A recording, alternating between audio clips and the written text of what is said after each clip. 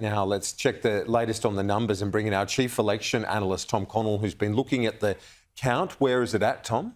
Yeah, we've had some more numbers go in late last night, and the story is not just this 60.2% for the no side, but this is actually going to increase because of the vote that's left. So we're used to talking this at the federal elections. It's a similar thing here. This is the on-the-day vote, so that's exhausted. There's no more of that coming in. 59.8% for the no side is how that's running.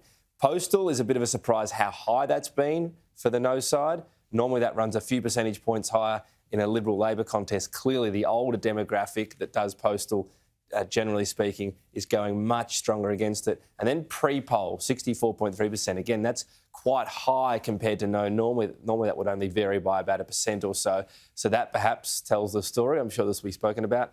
Was there a really poor start to the campaign or 2 weeks out from election day in that period for pre-poll? So because there's more of this vote to come, that's going to tick up. It's all academic. Not only have we got that high no vote in a national sense, all 6 states, we've seen, this is the scoreboard, all 6 states voting no. Not close in the end either. Victoria at one stage was a little bit difficult to call. We wanted to see the pre-poll. That came in massively for the no side. So 55% and probably getting higher. Victoria at 74% counted. And that's the closest state and still a pretty emphatic one, Kieran.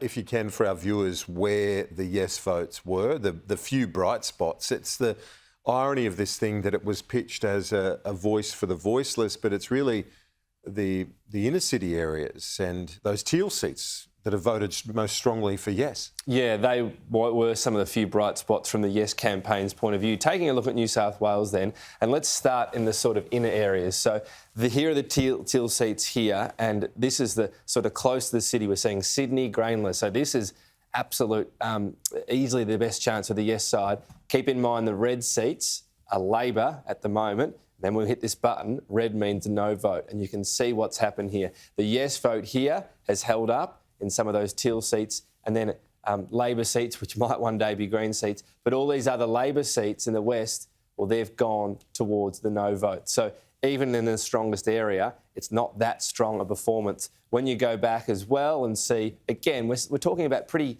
close to the city. These are the surrounds, if you like, so outer suburban areas. And when we see how they voted here, only Kingsford Smith is hanging on in terms of the yes vote. So you see all these Labor seats clearly voting, and some of these are quite high numbers as well. That's the other issue in terms of that for the yes camp. And when we talk about how high the number is, let's go through the rest of New South Wales, because then we get a little bit further out.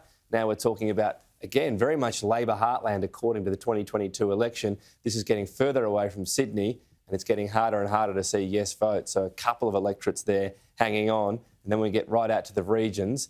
And this has been the story across Victoria, Queensland as well. Again, you see a few Labor seats here still. This is obviously stronger coalition territory, but you're seeing wall-to-wall no vote. So that was the issue. These regions, not only have they gone entirely no, but how high some of these votes have been. Let's pluck one out there. Let's go to New England, for example, because when we see the size of this vote, you see 75% going no. So how do you make that up in the cities when, in fact, in those cities, and even when we were hanging on, let's take a look at Kingsford Smith, for example, and this is going 54% yes. So it's a good example, Kieran, even when you're trying to put a yes against a no, it's the no with a much higher vote.